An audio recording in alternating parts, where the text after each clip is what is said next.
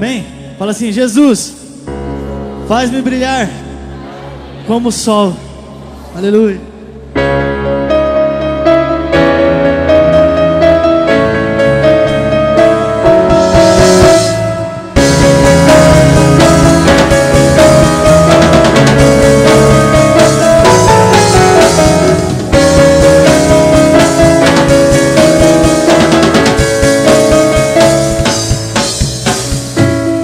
Faz-me brilhar como o sol, lava-me com as suas mãos.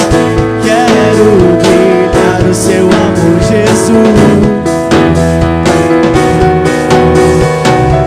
Sinto-me fraco sem ti, sinto-me cego sem o seu olhar. Não dá pra continuar sem o seu amor. Toma o meu coração, faça de novo com todo o seu amor. E as minhas mãos eu ergo a ti, olha pra mim, estou aqui. Toma o meu coração, faça de novo com todo o seu amor.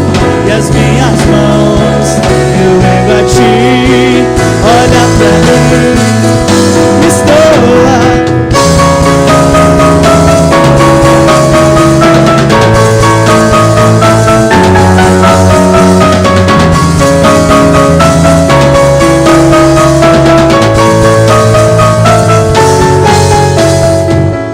Faz-me brilhar como o sol, lava-me com as suas mãos.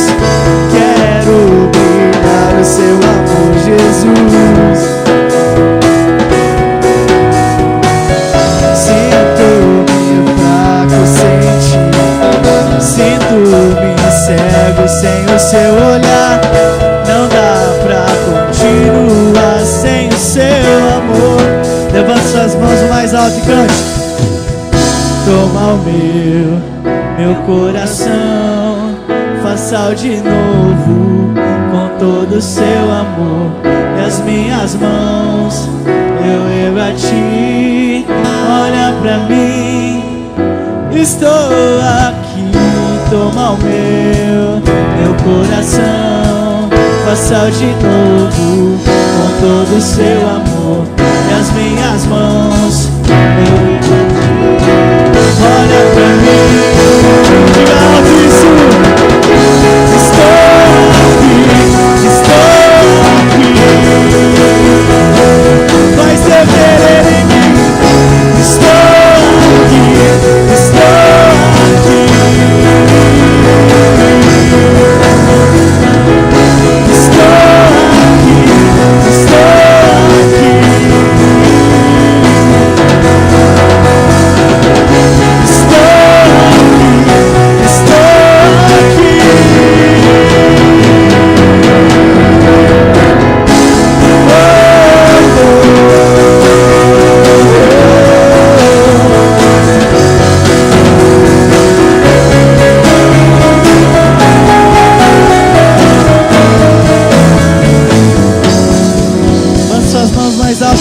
toma o meu coração, faça de novo com todo o seu amor.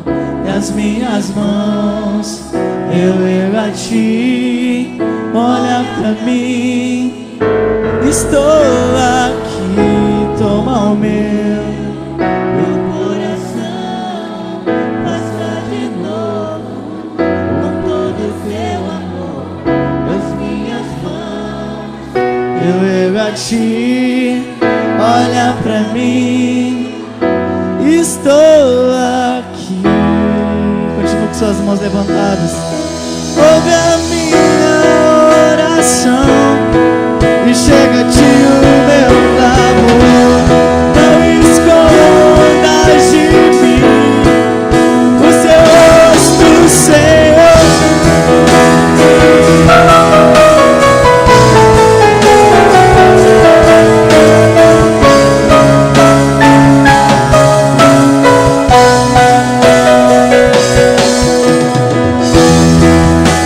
Meus dias passam como a fumaça, meus ossos ardem como a lenha. Sou como o pardal sol no telhado. Me sentia assim.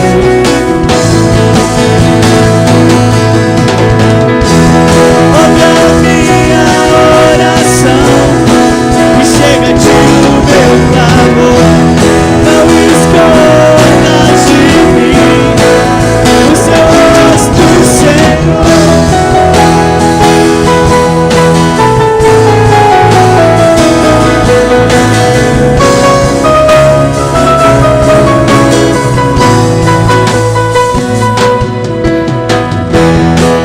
Meus dias passam como a fumaça, meus ossos ardem como a lenha.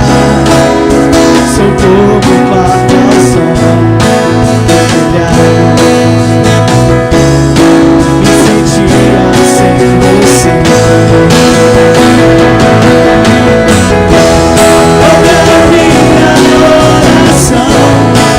Chega de o meu clamor. Não escondas de mim o seu rosto, Senhor. Ouve a minha oração e chega de o meu clamor. Não escondas de mim o seu rosto, Senhor. Eu quero ver, eu quero contemplar, sentir teus braços me abraçar, e com minha boca eu vou gritar bem alto: Maranata, vem, Senhor. Eu quero ver, eu quero contemplar, sentir teus braços me abraçar, e com minha boca eu vou gritar: Maranata, vem, Senhor. Eu quero ver, eu quero contemplar, sentir teus braços me abraçar, e com minha boca eu vou gritar: Maranata, vem, Senhor.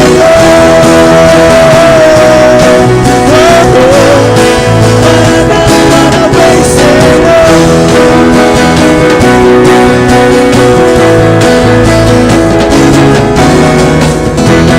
Ouve a minha oração e chega de o meu clamor. Não escondas de mim o teu rosto, Senhor. Ouve a minha oração e chega de o meu clamor. Não escondas de mim o seu rosto, Senhor.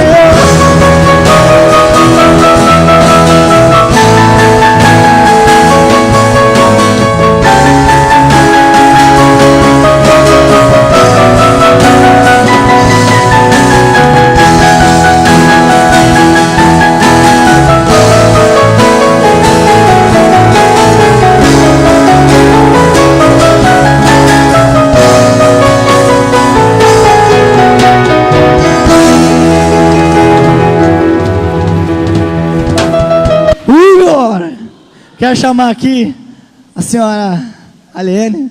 Glória. Mas antes dela começar, fica de pé. A gente vai orar pelas ofertas, pelos dízimos. E já vamos orar aqui pela essa pessoa mais bonita da igreja aqui. Glória.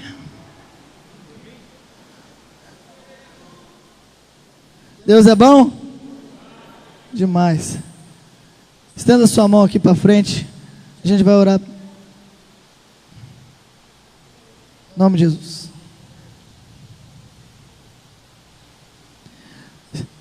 Vai sair o poder da sua mão aí, amém? Deus, estamos aqui neste momento. Abençoa a vida da Aliene, Senhor. Todas as palavras sair da boca dela, seja, Senhor, as tuas palavras. Estamos prontos para te ouvir, Senhor. Estamos prontos para te ouvir. Fala aos nossos corações. E Deus, agora a gente consagra toda a oferta, todo o dízimo, que os jovens estarão aqui no gasofilácio, Senhor, que venha, Senhor, prosperar esses jovens. Que esses jovens sejam prósperos em sua casa, no seu serviço, na escola, na faculdade. Em todas as áreas da vida, Senhor, eu declaro a prosperidade do Senhor. Em nome de Jesus, nós te agradecemos por essa chuva e por tudo que o Senhor tem feito em nossas vidas. Em nome de Jesus, e todo mundo diga bem alto: amém.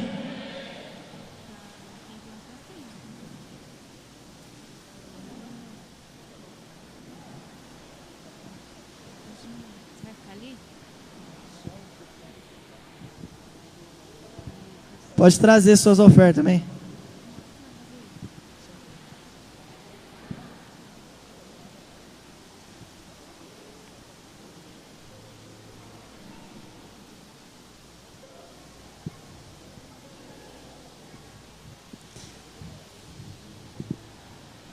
Paz do Senhor, igreja.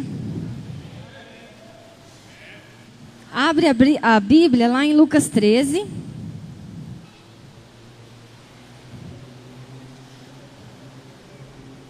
Do 1 ao 5. Lucas 13, do 1 ao 5.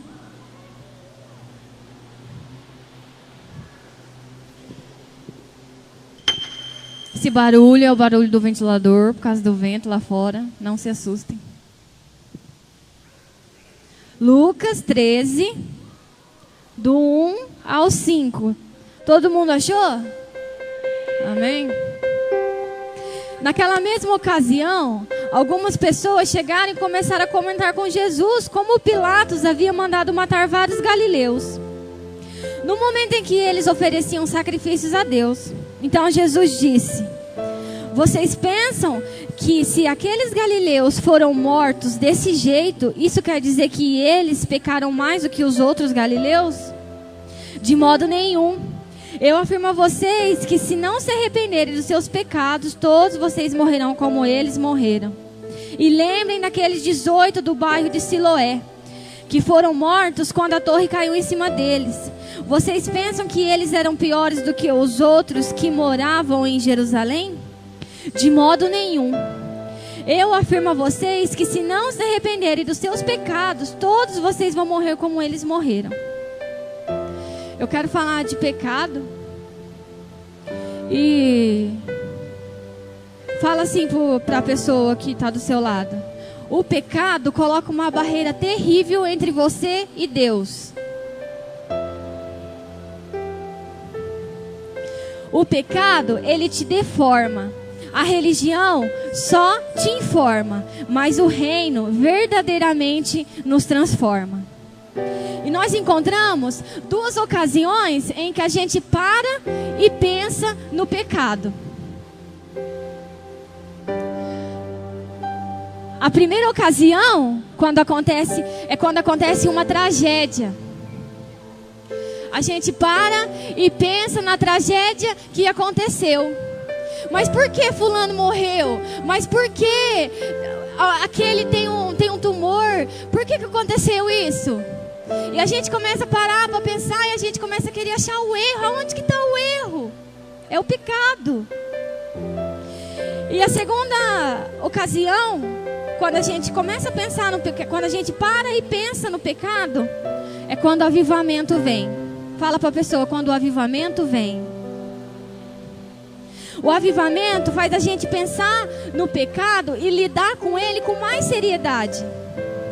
Avivamento tem mais a ver com chorar do que com sorrir. Nós, a igreja, precisamos de um avivamento com mais pureza do que um avivamento com poder. Porque, na verdade, o avivamento com poder, ele é resultado do avivamento com pureza. E quando a gente tem um encontro, um reavivamento com o Senhor, sabe o que acontece? Acontece arrependimento verdadeiro.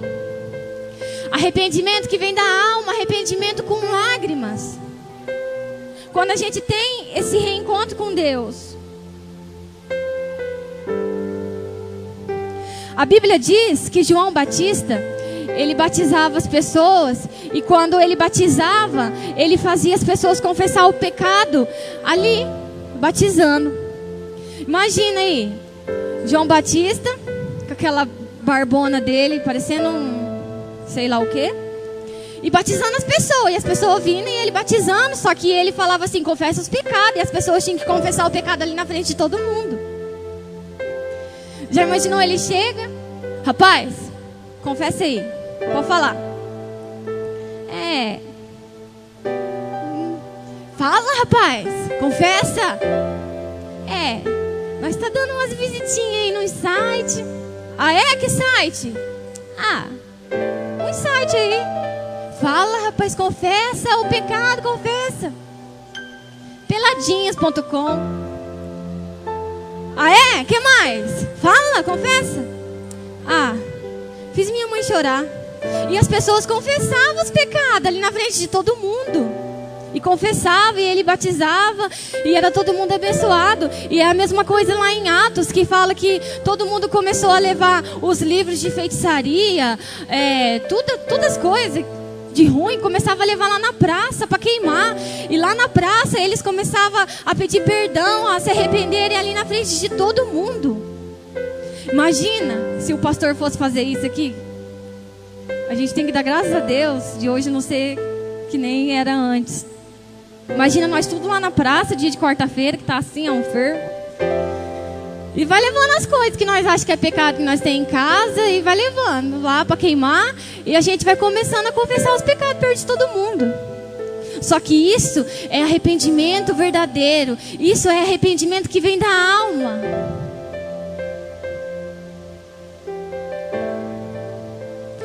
E quando uma pessoa ela tem janelas abertas para o pecado, a porta do coração dela está fechada para o Senhor, para a sua santidade. E essa pessoa ela é transformada, e além dela estar em pecado, ela tenta contaminar todos à sua volta. Tem pessoas assim. E ela começa a querer contaminar o irmão, e começa a falar, e vai tentar contaminar essa pessoa com o pecado.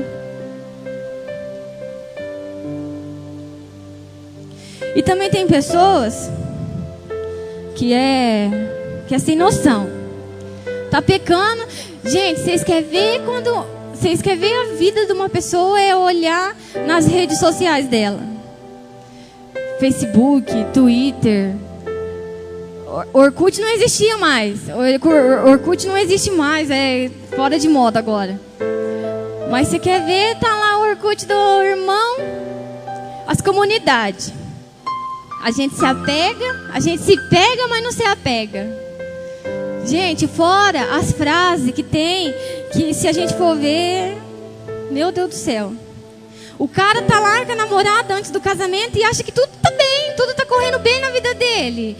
O salário dele aumentou, a loja dele tá vendendo horrores. E tudo tá indo bem na vida dele, mas ele tá em pecado, mas tudo tá indo tão bem. E chega no líder, no pastor, fala: pastor, paz do Senhor, pastor, tô numa vida que Deus está me dando muitas bênçãos e não sei o quê. E começa a falar, mas está em pecado. E tudo está correndo tão bem na vida dele. Tudo, mas eu não estou em pecado, pastor. Você acha que se eu tivesse em pecado, Deus estava me dando tantas bênçãos assim? Abre lá a Bíblia em 1 Samuel 15.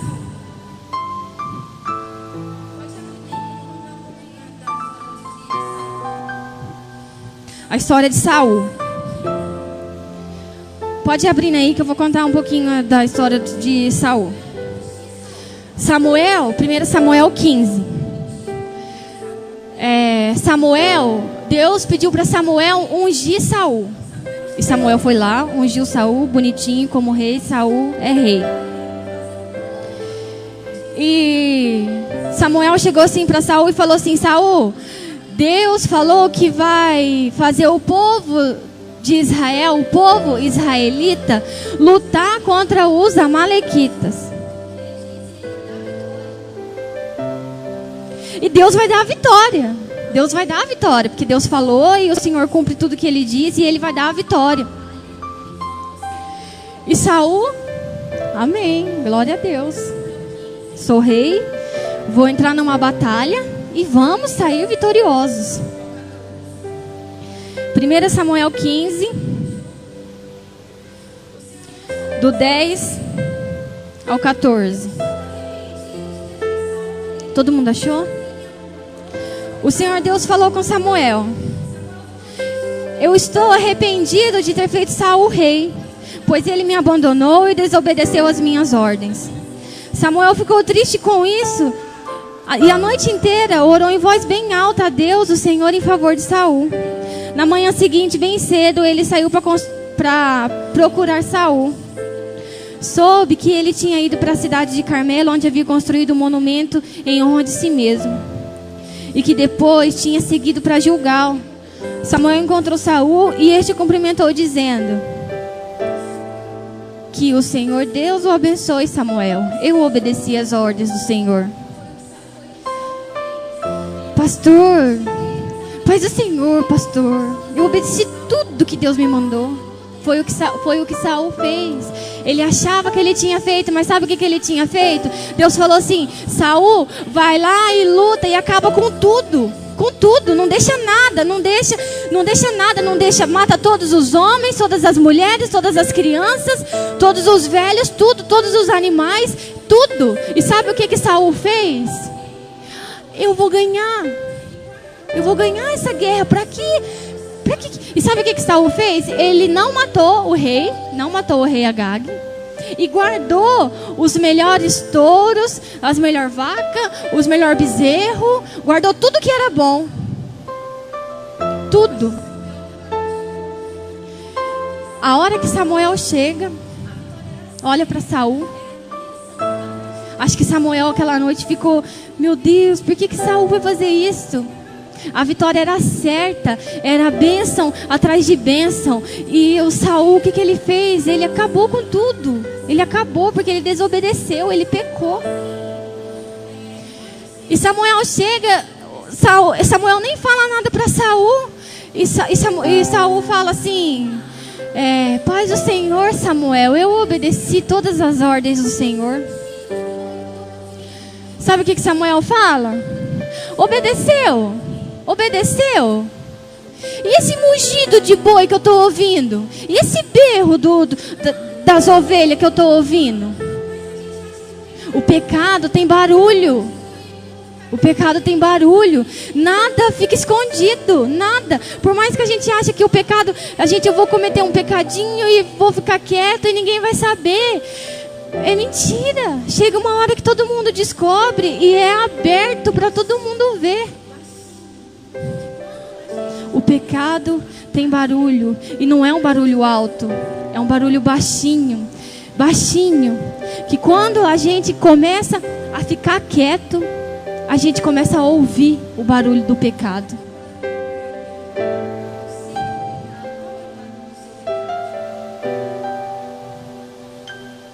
Qual que é o barulho do meu pecado? Do seu pecado? Qual que é o barulho do seu pecado? Tem uma história, isso é verdade. Tem uma cidade aí, eu não sei na onde, aqui no Brasil, e um pastor foi pregar nessa cidade. E ele chegou na igreja, e o pastor da igreja falou assim: nossa, pastor, nós estamos muito felizes, porque esta semana prendeu um assassino em série. A nossa cidade está se jubilando, porque prendeu, e ele matou 7 crentes que só pecava. E ele descobria que um crente de uma igreja estava traindo a mulher e ia lá e matava. E o outro crente, ele descobria que estava roubando, o tesoureiro estava roubando a igreja e ia lá e matava. E ele matava, e ele tirava todas as roupas da pessoa, deixava a pessoa nua, e em sinal de cruz, ele deixava uma carta do lado da pessoa, escrita assim: eu sou um justiceiro de Deus, eu vim limpar o sangue dos pecadores. E matava. Aí esse pastor falou assim: ô louco, pastor, esse homem é de Deus. Agora quer dizer que os crentes podem pecar tudo e não vai acontecer nada. E o pecado, além dele fazer uma barreira entre a gente e Deus, ele coloca ferida na nossa vida, ele coloca trauma, ele coloca ódio. quando a gente está em pecado, a gente começa a não valorizar a nossa igreja, a não valorizar as pessoas que nos cercam, a nossa família, o nosso marido, a nossa mulher, os nossos filhos, a nossa avó, o nosso pai. E porque a gente está em pecado e a gente não vê, a gente começa a desvalorizar essas pessoas. E eu vou contar outra história, que tinha um rapaz, naquela época que as pessoas, o namorado tinha que dar um dote pra moça. E ele chegou na moça, olhou a moça e falou assim: eu quero essa moça. E tinha que dar um dote. E naquela época, 2 vacas já... tipo assim, o moço já podia comprar a moça. E ele falou assim: nessa moça eu vou dar 20 vacas. Os amigos dele olhou para ele e falou: rapaz, você é louco? Você vai dar 20 vacas nessa... Ela vale no máximo 2 vacas. E você vai dar 20. Oh, glória. E você vai dar 20 vacas nela, eu vou dar 20 vacas nela. E ele acreditou nela e ele deu valor nela e comprou ela por 20 vacas. O pai, nada bobo, já entregou a mão da moça na hora e casou. E casaram.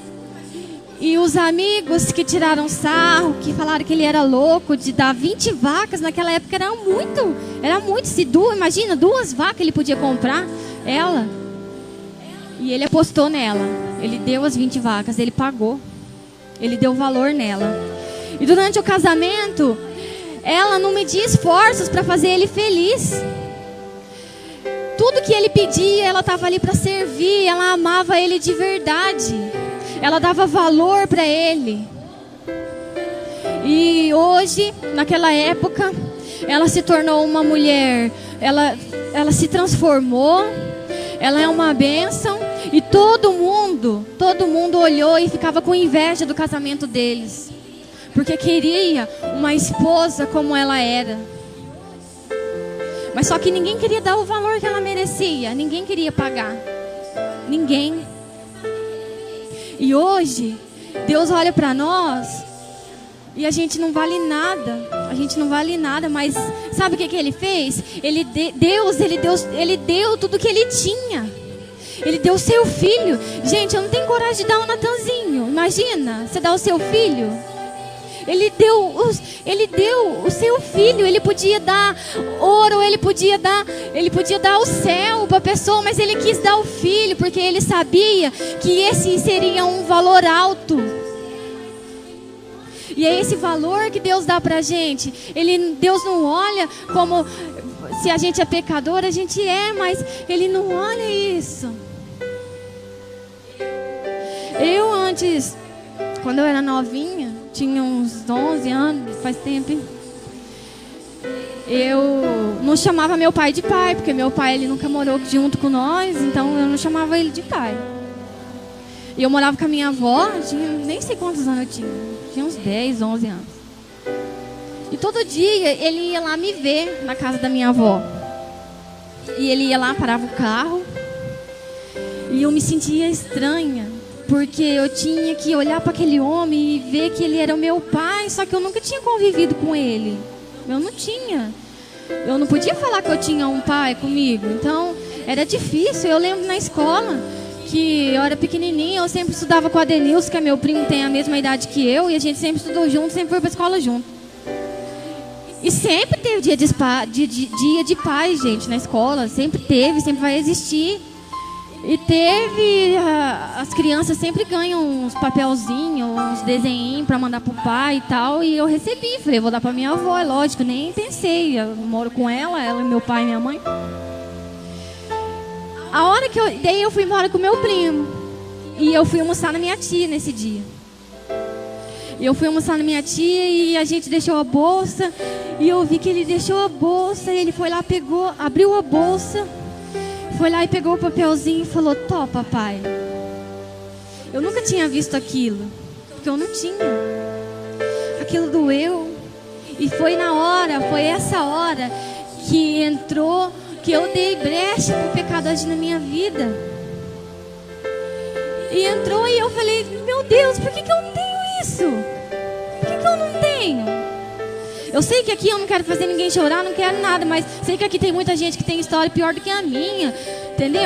A minha história não é nada, mas eu fiquei sentida, eu fiquei muito sentida. E eu vi aquele homem na minha casa e ele falava assim pra mim, e sempre foi, meu pai sempre foi amoroso do jeito dele, mas sempre foi.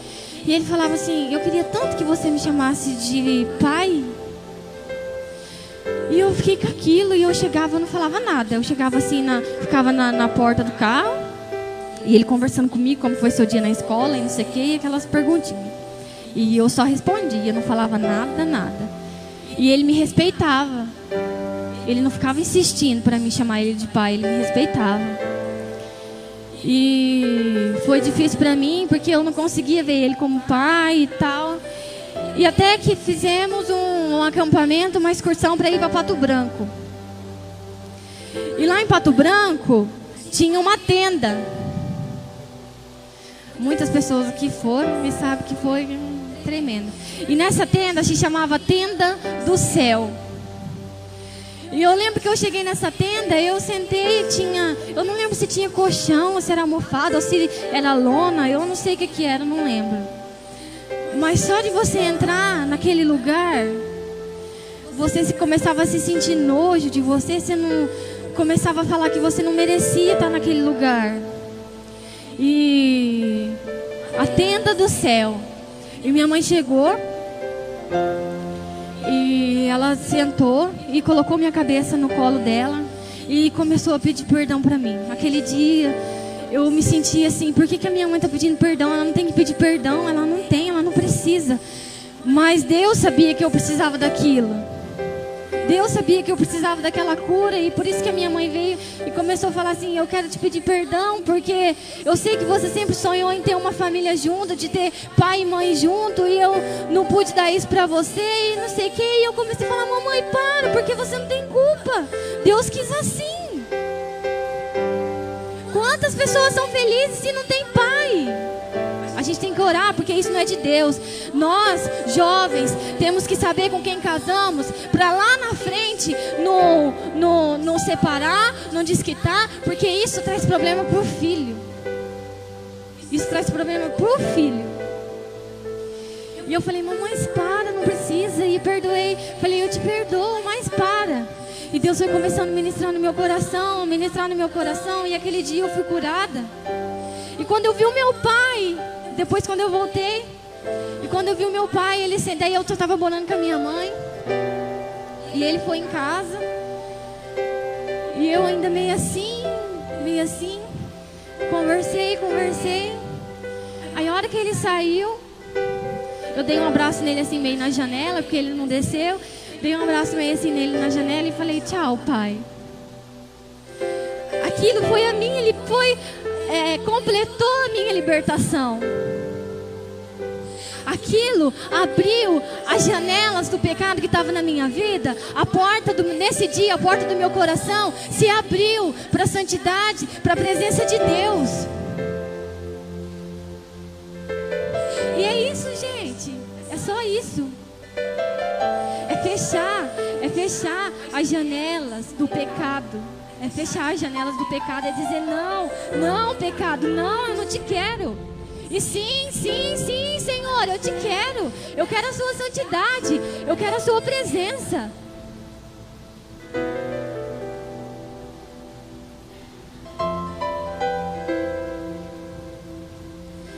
E esse valor que Deus deu pra gente, ninguém mais daria. Ninguém mais te daria. Lá na sua casa, quando falam que você não sei o que, você não sei o que, você não sei o que, não te valorizam. Não te valorizam. Mas eu vou te falar uma coisa, tem um Deus que te valoriza, tem um Deus que deu o seu filho para morrer por você, para te livrar da escravidão, do pecado, do jugo do pecado. E sabe o que você tem que fazer? Você tem que fechar os seus ouvidos, falar, ô capeta, você pode falar, mas eu não vou ouvir você. Eu não vou. Meus ouvidos para a sua voz estão tampados, mas os meus ouvidos para o Espírito Santo, para a presença de Deus, estão totalmente abertos. Não estou falando para você lutar contra a pessoa que te julga, ou a pessoa que está lá na sua casa, entendeu? Que você não se dá bem. Não estou falando isso.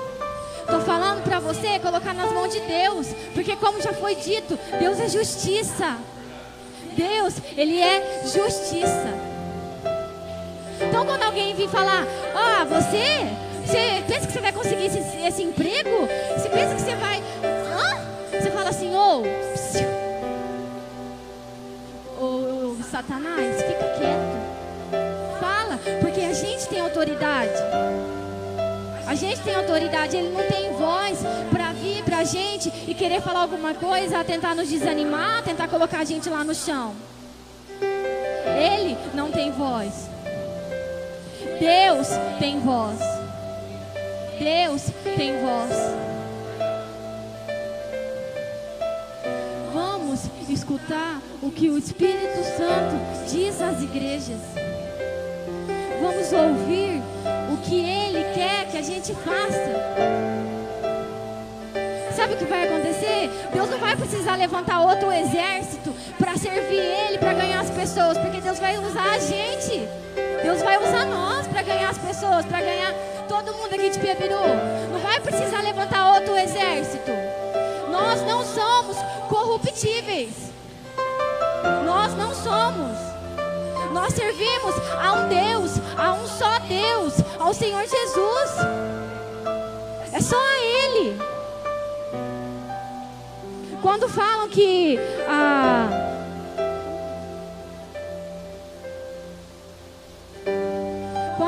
a Nossa Senhora Aparecida é a padroeira, nada contra. Mas é mentira, ela não é a padroeira do Brasil. Ela não é. Ela não é.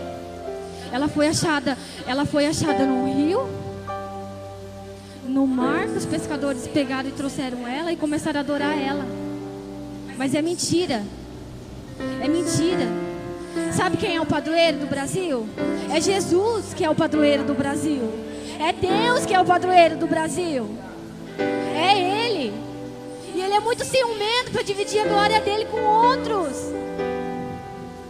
Tem uma história que um pastor foi pregar lá, não sei na onde, na África, lá naqueles lugares lá que tem muitos deuses lá, que eles adoram. E ele começou a falar assim, rapaz, na língua deles lá, é lógico. Falou assim, rapaz, eu tenho um Deus que faz isso, isso, isso. Começou a falar de Deus, começou a falar de Jesus para ele. Ele começou a se interessar por Jesus. E ele falou assim para esse pastor, dá uma foto. Me dá uma foto dele que eu vou colocar lá no meu altar, lá junto com os meus santos, com os meus deuses. Sabe o que ele falou? Só tem uma coisa, só uma coisinha. Ele é muito ciumento, muito ciumento. Ele não aceita que você coloca ele lá no meio daqueles outros lá. Ele aceita que você tira todos eles e coloca ele. Porque é só Ele. É só Jesus. É só Jesus. E será que a gente está será que a gente está valendo a pena o sacrifício de Jesus? Gente, hoje o mundo, ele caminha. Eu estava conversando com meu tio esses dias. E hoje o mundo está caminhando como se o mundo não fosse acabar um dia. E o mundo um dia vai acabar e Jesus vai voltar um dia. E as pessoas vivem com o pecado, se acostumam com o pecado. Faz parte da nossa vida o pecado. A gente tem que parar de cometer pecadinho e pecadão. Porque a única diferença é só as consequências. Mas o pecado é o mesmo, Deus vê da mesma maneira. Só que eu tenho certeza que se a gente acordasse todos os dias e pensasse, Jesus hoje pode voltar, o mundo não estaria como está hoje.